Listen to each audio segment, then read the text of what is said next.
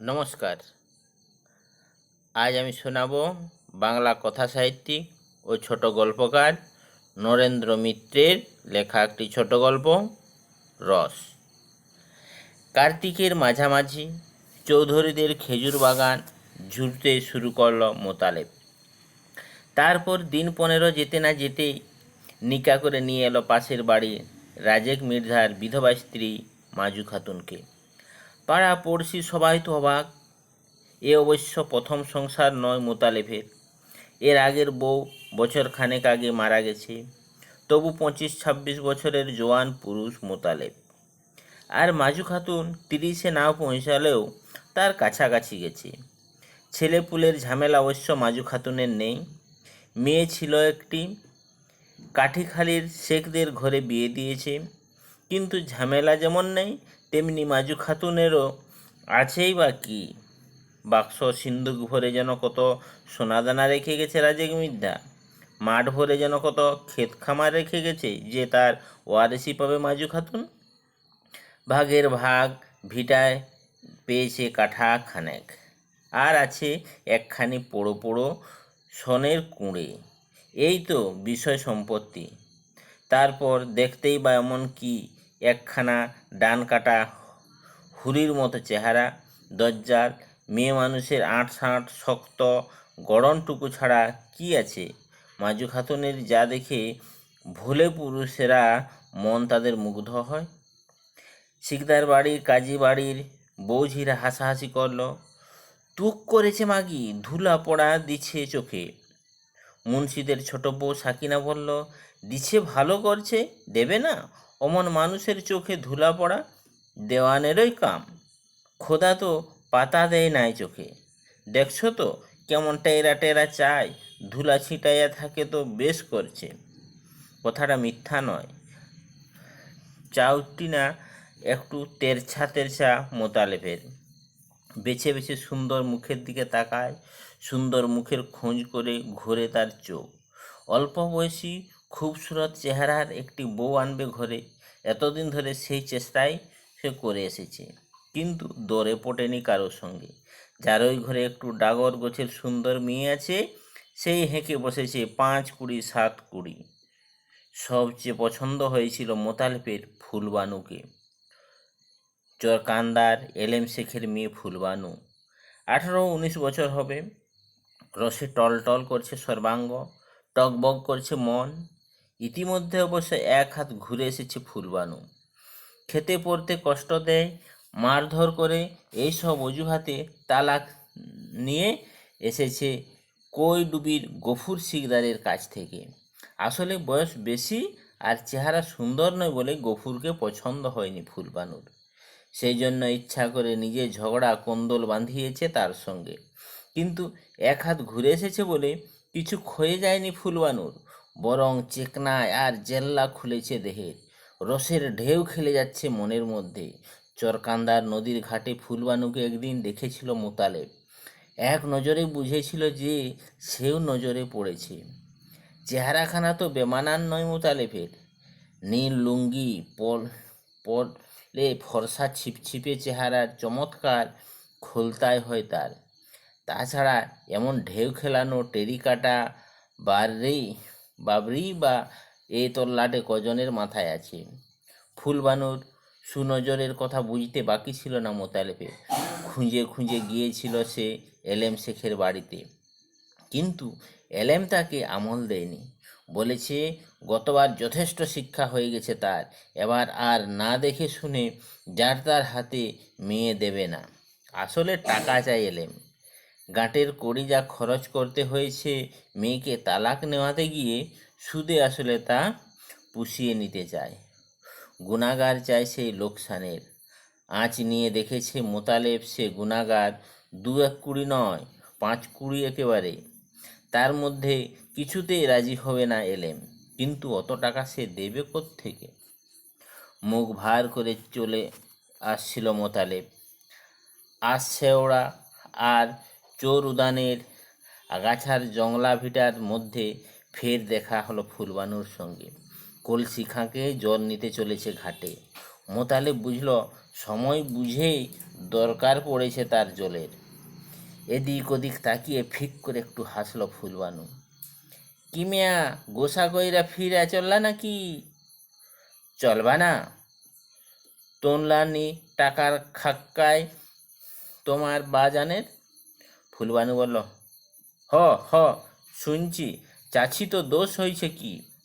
পছন্দসই জিনিস নে বাবা, জানের গুণা তার দাম দেওয়া না? মোতালেব বলল, ও খাক্কাইটা আসলে বাজানের নয়, বাজানের মাইয়ার। হাটে বাজারে গেলেই পারো ধামায় উঠা। মোতালেব রাব দেখে হাসল ফুলবানু। কেবল কেবল ধানাই কেন, পালায় উঠা বসব। মুঠ ভৈরা সোনা জহরত ওজন কইরা দেবা পালায়। বজভ ক্ষমতা, বজভ কেমন পুরুষ মানুষের মুঠ। মোতালে ফনহন করে চলে যাচ্ছিল। ফুলবানু ফের ডাকলো পিছন থেকে, ও সুন্দর মিয়া, রাগ করলানি? শোন শোন। মোতালে ফিরে তাকিয়ে বলল, কি শুনব? এদিকে ওদিকে তাকিয়ে আরও একটু এগিয়ে এলো ফুলবানু। শোনবা? আবার কি শোনবা? মনের কথা শোন। বাজানের মাইয়া টাকা চায় না, সোনা দানাও চায় না, কেবল মা ডাকতে চায় মনের মানুষেরে। মানুষের তেজ দেখতে চায়, বুঝেছ? মোতালেব ঘাড় নেড়ে জানালে, বুঝেছে। ফুলবানু হেসে বলল, খুব থাকব, তেমন বেসবুর বিবি ভাইব না আমারে। গায়ে এসে আর একবার ধারের চেষ্টা করে দেখল মোতালেব। গেল মল্লিক বাড়ি, মুখুর্জি বাড়ি, শিকদার বাড়ি, মুন্সি বাড়ি, কিন্তু কোথাও সুরা হয়ে উঠল না টাকার। নিলে তো আর সহজে হাত উপড়ে করবার অভ্যেস নেই মোতালেফের। ধারের টাকা তার কাছ থেকে আদায় করে নিতে বেজায় ঝামেলা, সাধ করে কে পোয়াতে যাবে সেই ঝক্কি। কিন্তু নগদ টাকা ধার না পেলেও শীতের সূচনাতেই পাড়ার 4-5 কুড়ি খেজুর গাছের বন্দোবস্ত পেল মোতালেব।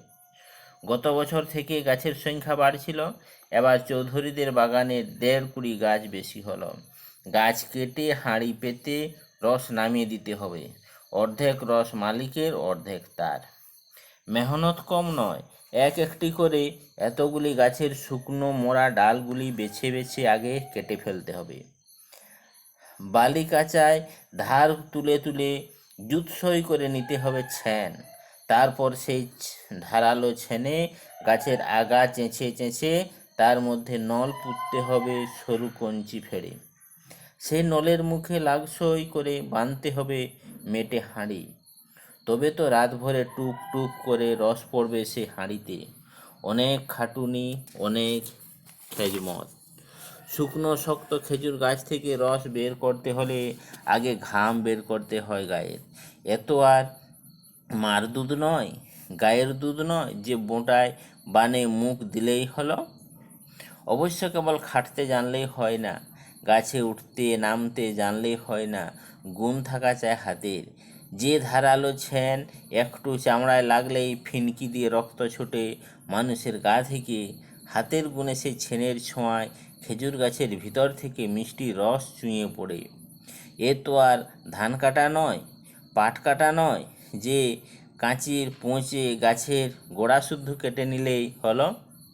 এর নাম খেজুর গাছ কাটা। কাটতেও হবে, আবার হাত বুলোতেও হবে। খেয়াল রাখতে হবে গাছ যেন ব্যথা না পায়, যেন কোনো ক্ষতি না হয় গাছের।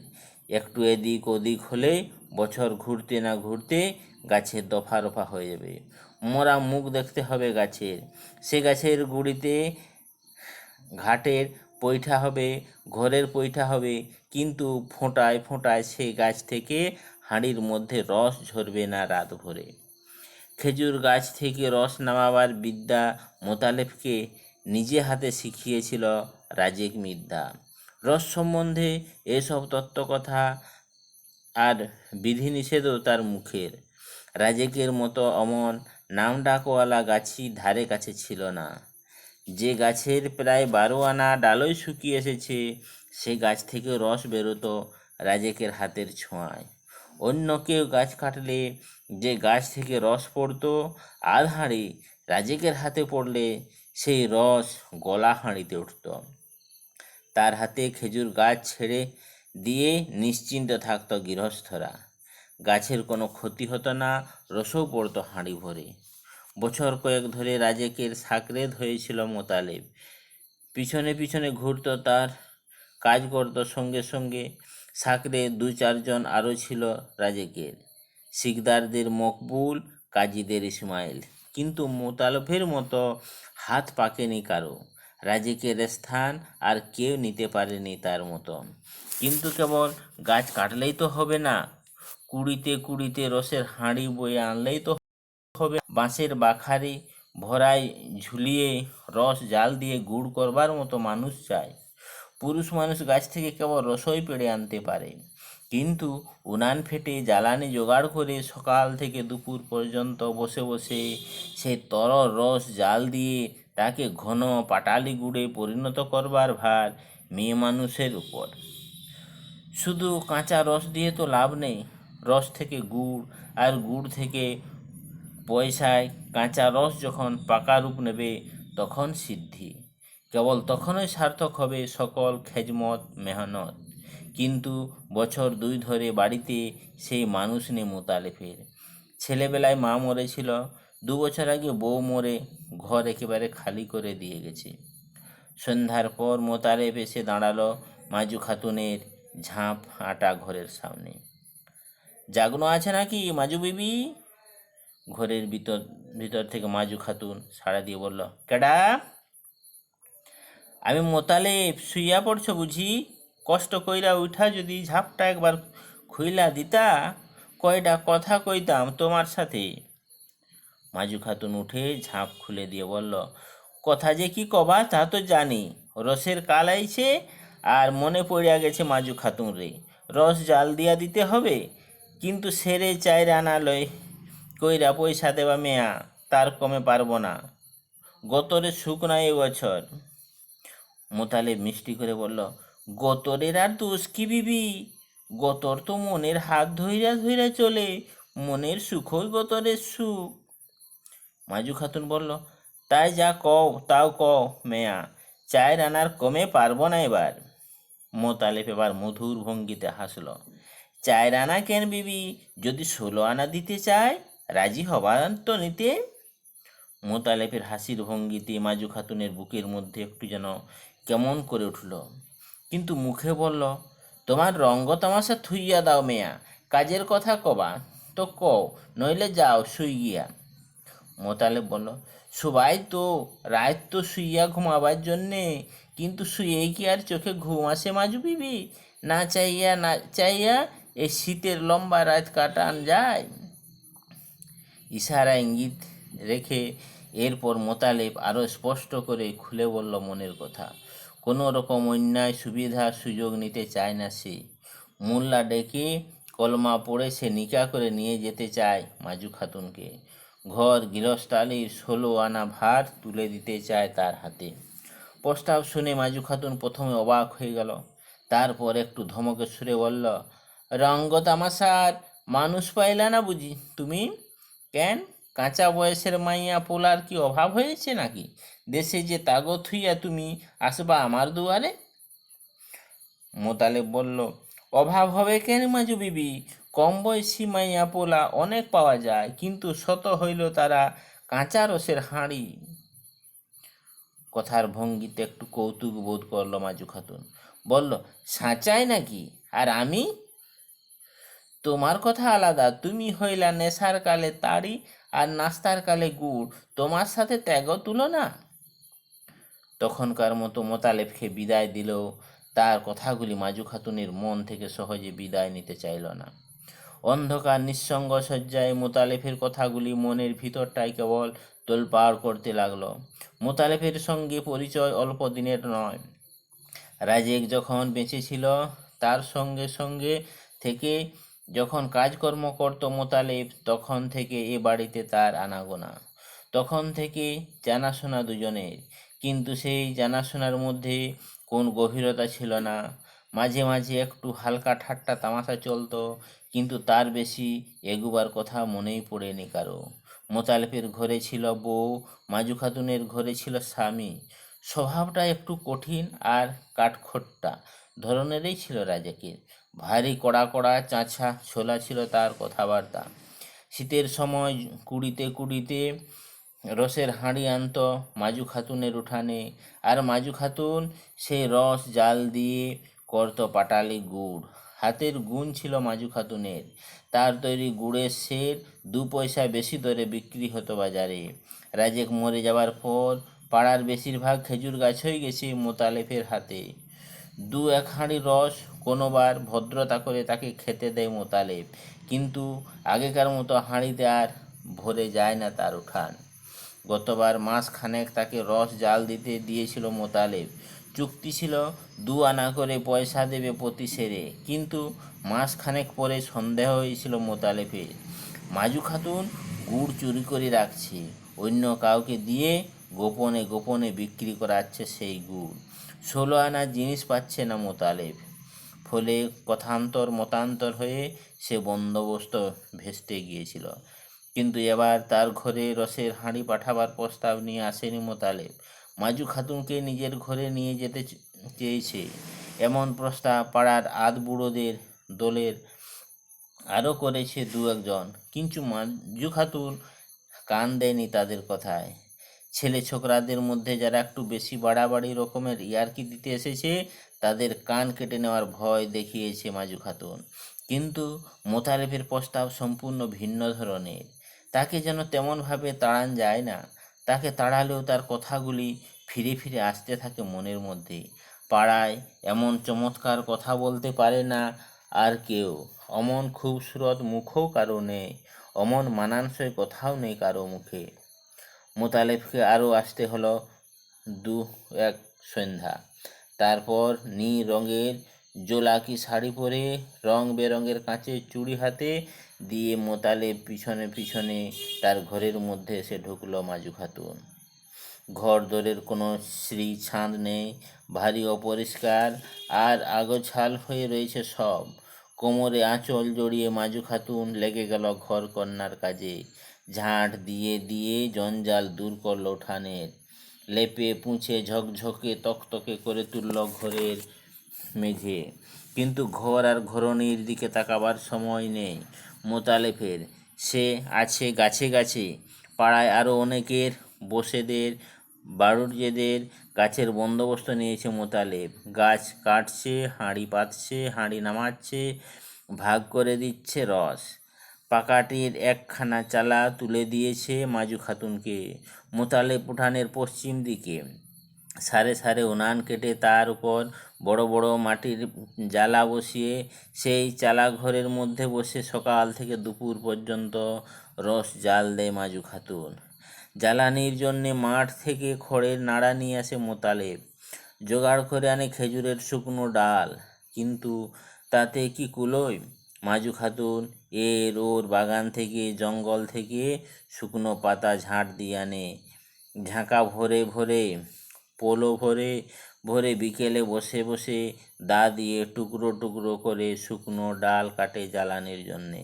বিরাম নেই, বিশ্রাম নেই, খাটুনি লাগে না। অনেক দিন পরে মনের মতো কাজ পেয়েছে মাজু খাতুন, মনের মতো মানুষ পেয়েছে ঘরে।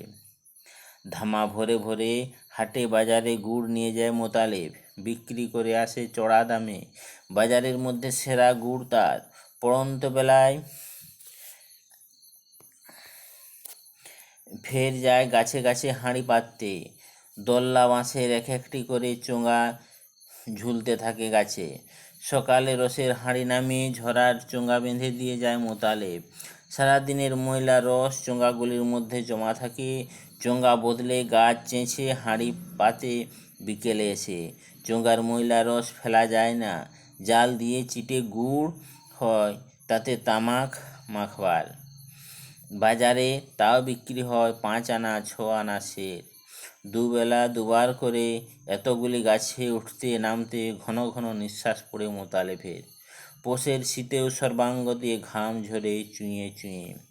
সকালবেলায় রমস বুকের মধ্যে ঘামের ফোঁটা চিকচিক করে, পায়ের নিচে দুর্বার মধ্যে চিকচিক করে রাত্রির জমা শিশির। মোতালেবের দিকে তাকিয়ে পাড়াপড়শিরা অবাক হয়ে যায়। চিরকালে অবশ্য খাটিয়ে মানুষ মোতালেব, কিন্তু বেশি উৎসাহ নিয়ে কাজ করতে, দিনরাত এমন কলের মতো পরিশ্রম করতে এর আগে তাকে দেখা যায়নি কোনো দিন। ব্যাপারটা কি? গাছ কাটা অবশ্য মনের মতো কাজই মোতালেবের, কিন্তু পছন্দসই মনের মানুষ কি সত্যি এলো ঘরে? সেরা গাছের সবচেয়ে মিষ্টি 2 হাঁড়ি রস আর সের 3 পাটালি গুড় নিয়ে মোতালেব গিয়ে একদিন উপস্থিত হলো চরকান্দায় এলেম শেখের বাড়িতে। সেলাম জানিয়ে এলেমের পায়ের সামনে নামিয়ে রাখলেন রসের হাঁড়ি, গুড়ের সাজি। তারপর কোঁচায় খুঁটের বাঁধন খুলে বের করলো 5খানা 10 টাকার নোট। বলল, অর্ধেক আগাম দিলাম মেয়া সাব। এলেম বলল, আগাম কিসের? মোতালেব বলল, আপনার মাইয়ার। তাজা করকরে নোট বেছে নিয়ে এসেছে মোতালেব। কোনায় কিনারে চুল পরিমাণ ছিঁড়ে যায়নি কোথাও, কোনো জায়গায় ছাপ লাগেনি ময়লা হাতের। নগদ 50 টাকা। নোটগুলির ওপর হাত বুলোতে বুলোতে এলেম বলল, কিন্তু এখন আর টাকা আগাম নিয়ে আমি কি করব মেয়া? তুমি তো শুনলাম নেকা কইরা নিছ রাজেক মেধার কবিলারে। সতীনের ঘরে যাবে কেন আমার মাইয়া? যাইয়া কি ঝগড়া আর চিল্লাচিল্লি করবে, মারামারি কাটাকাটি করবা, মরবে দিন রাত? মোতালেব মুচকি হাসল, বলল, তার জন্যে ভাবেন কেন মিয়া সাহেব? গাছের রস যদ্দিন আছে, গায়ে শীত যদ্দিন আছে, মাজু খাতুনও তদ্দিন আছে আমার ঘরে। দক্ষিণা বাতাস খেললেই সব সাফ হইয়া যাবে উইড়িয়া। এলেম সেব জল চৌকি এগিয়ে দিল মোতালেবের বসতে। হাতের হুঁকোটা গিয়ে ধরল মোতালেবের দিকে। তারিফ করে বলল, মগজের মধ্যে তোমার সাঁচাই জিনিস আছে মিয়া। সুখ আছে তোমার সাথে কথা কইয়া কাম কইরা। ফুলবানুকে একবার চোখের দেখা দেখে যেতে অনুমতি পেল মোতালেব। আড়াল থেকে দেখতে শুনতে ফুলবানুর কিছু বাকি ছিল না। তবু মোতালেবকে দেখে ঠোঁট ফুলালো ফুলবানু। বেসবুর কেডা হইল মেয়া? এদিকে আমি রইলাম পথ চাইয়া, আর তুমি ঘরে নিয়া ঢুকাইয়া আর একজনারে। মোতালেব জবাব দিল, না ঢুকাইয়ে করি কি? মানের দায়ে জানের দায়ে বাধ্য হয়ে তাকে ফন্দি খুঁজতে হয়েছে। ঘরে কেউ না থাকলে পানি চুনি দেয় কে? প্রাণ বাঁচে কি করে? ঘরে কেউ না থাকলে রস জাল দিয়ে গুড় তৈরি করে কে? আর সেই গুড় বিক্রি করে টাকা না আনলে বা মান বাঁচে কি করে? ফুলবানু বলল, বুঝলা মানছ, বাঁচাইলা জানো বাঁচাইলা, কিন্তু গায়ে যে আর একজনের গন্ধ চড়ায় রইল, তা ছাড়াবা কেমনে? মনে এলো মুখ ফুটে এ কথা বলল না মোতালেব, যে মানুষ চলে গেলে তার গন্ধ সত্যি আর একজনের গায়ে জড়িয়ে থাকে না। তা যদি থাকতো তাহলে সে গন্ধ তো ফুলবানুর গা থেকেও বেরোতে পারত। কিন্তু সে কথা চেপে গিয়ে মোতালেব ঘুরিয়ে জবাব দিল, বলল, গন্ধের জন্য ভাবনা কি ফুল বিবি? সোডা সাবান কিনা দেবা, বাজার গুনা, ঘাটের পেঠায় পা ঝুলাইয়া বসব তোমারে লইয়া। গতর গুনা ঘইসা ঘইসা বদগন্ধ উঠাইয়া ফেলল। মুখে আঁচল চাপতে চাপতে ফুলবানু বলল, সাঁচায় নাকি? মোতালেব বলল, সাঁচা না তো কি মিছা? সুইঙ্গা দেখো, তখন নতুন মানুষের নতুন গন্ধে ভুরভুর করিবা গতর। দক্ষিণা বাতাসে চুলের গন্ধে ফুলের গন্ধে ভুর ভুর করবে। কেমন সবুর কইরা থাক আর 2 খান মাস। ফুলবানু আর একবার ভরসা দিয়ে বলল, বেসবুর মানুষ ভাইব না আমারে। যে কথা সেই কাজ। মোতালেবের 2 মাসের বেশি সবুর করতে হলো না ফুলবানুকে। গুড় বেচে আরও 50 টাকার জোগাড় হতেই মোতালেব মাজু খাতুনকে তালাক দিল। কারণটাও সঙ্গে সঙ্গে পাড়াপড়শিকে সাড়ম্বরে জানিয়ে দিল। মাজু বিবির স্বভাব চরিত্র খারাপ। রাজেকের দাদা ওয়াহেদ মির্জার সঙ্গে তার আচার ব্যবহার ভারী আপত্তিকর। মাজু খাতুন জিভ কেটে বলল, আও আও, ছি ছি, তোমার গতরই কেবল সুন্দর, মতি মিয়া ভিতর সুন্দর না। এত শয়তানি এত ছল চাতুরি তোমার মনে? গুড়ের সময় পিঁপড়ার মতো লাইগাছিলা, আর গুড় যাই ফুরাইল অমনি দূর দূর। কিন্তু অত কথা শুনবার সময় নেই মোতালেবের, ধৈর্যও নেই। আমের গাছ বলে ভরে উঠল গাবো গাছের ডালে ডালে গজালো তামাটে রঙের কচি কচি নতুন পাতা। শীতের পরে এলো বসন্ত, মাজু খাতুনের পরে এলো ফুলবানু। ফুলেরও মতোই মুখ, ফুলের গন্ধ তার নিঃশ্বাসে। পাড়া পড়শি বলল, এবার মানাইছে, এবার সাঁচায় বাহার খুলছে ঘরের। ফুর্তির অন্তনে মোতালেফের মনে। দিনভর কিষান কামলা খাটে, তারপর সন্ধ্যা হতে না হতে সে আঁচল ধরে ফুলবানুর। থুইয়া দাও তোমার রান্ধন বাড়ন, ঘর গৃহস্থরী কাছে বসে আইসা। ফুলবানু হাসে, সবুর সবুর, এই মাস কাটাইয়া কি করিবা মেয়া? মোতালেব জবাব দেয়, খেজুর গাছ লইয়া। নিবিড় বাহুবেষ্টনের মধ্যে দম প্রায় বন্ধ হয়ে আসে ফুলবানুর। একটু নিঃশ্বাস নিয়ে হেসে বলে, তুমি আবার সেই গাছের কাছেই ফিরে যাও, গাছির আদর গাছেই সইতে পারে। মোতালেব বলে, কিন্তু গাছির কাছেও যে গাছের রস 2-4 মাসই ফুরাই ফুলজান, কেবল তোমার রসই বছরে 12 মাস চুমায়া চুমায়া পড়ে। মাজু খাতুন ফের গিয়ে আশ্রয় নিয়েছিল রাজেকের পোড়ো পোড়ো সোনের কুঁড়ে। ভেবেছিল আগের মতোই দিন কাটবে, কিন্তু দিন যদি বা কাটে, রাত কাটে না। মোতালেব তা সর্বনাশ করে ছেড়েছে। পাড়াপড়শিরা এসে সাড়ম্বরে সালঙ্কারে মোতালেব আর ফুলবানুর ঘর কন্যার বর্ণনা করে। একটু বা সকৌতুক তিরস্কারের সুরে বলে, না, বউ বউ কইরা পাগল হইয়া গেল মানুষটা, যেখানেই যায় বউ ছাড়ার কথা নাই মুখে। বুকের ভিতরটা জ্বলে ওঠে মাজু খাতুনের। মনে হয় সেও বুঝি হিংসায় পাগল হয়ে যাবে, বুক ফেটে মরে যাবে সে। দিন কয়েক পরে রাজেকের বড় ভাই ওয়াহেদই নিয়ে এলো সম্বন্ধ। বউটার দশা দেখে ভারী মায়া হয়েছে তার। নদীর ওপারে তালকান্দায় নাদির শেখের সঙ্গে দোস্তি আছে ওয়াহেদের। এক মাল্লায় নৌকা বায় নাদির। মাসখানেক আগে কলেরায় তার বউ মারা গেছে। অপগণ্ড ছেলে মেয়ে রেখে গেছে অনেকগুলি। তাদের নিয়ে ভারী মুশকিলে পড়েছে বেচারা। কম বয়সী ছুঁড়ি টুঁড়িতে দরকার নেই তার। সে হয়তো পটের বিবি সেজে থাকবে, ছেলে মেয়ের যত্ন আত্তি করবে না। তাই মাজু খাতুনের মতো একটু ভারিক্কি ধীর বুদ্ধি গৃহস্থের বই তার পছন্দ। তার উপর নির্ভর করতে পারবে সে। মাজু খাতুন জিজ্ঞেস করলো, বয়স কত হবে তার? ওয়াহেদ জবাব দিল, তা আমাগো বয়সী হবে 50-51। মাজু খাতুন খুশি হয়ে ঘাড় নেড়ে জানালো, হ্যাঁ, ওই রকমই তার চাই। কম বয়সে আর আস্থা নেই, বিশ্বাস নেই যৌবনকে। তারপর মাজু খাতুন জিজ্ঞেস করলো, গাছি না তো সে? খেজুর গাছ কাটতে যায় না তো শীতকালে? ওয়াহেদ বিস্মিত হয়ে বলল, গাছ কাটতে যাবে কেন? ওসব কাম কোন কালে জানে না সে? বর্ষাকালে নৌকা বায়, শীতকালে কিষান কামলা খাটে, ঘরামির কাজ করে। কেন বউ, গাছি ছাড়া, রসের ব্যাপারী ছাড়া কি তুমি নিকা বসবা না কারো সাথে? মাজু খাতুন ঠিক উল্টো জবাব দিল, রসের সঙ্গে কিছুমাত্র যার সম্পর্ক নেই, শীতকালের খেজুর গাছের ধারে কাছেও যে যায় না, নিকা যদি বসে মাজু খাতুন তার সঙ্গেই বসবে। রসের ব্যাপারে মাজু খাতুনের ঘেন্না ধরে গেছে।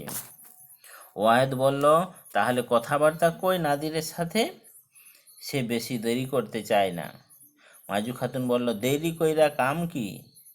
দেরি বেশি হলো না, সপ্তাহে খানেকের মধ্যে কথাবার্তা সব ঠিক হয়ে গেল। নাদিরের সঙ্গে এক মহল্লায় নৌকায় গিয়ে উঠল মাজু খাতুন। পার হয়ে গেল নদী। এর পরের পর্ব পরের এপিসোড।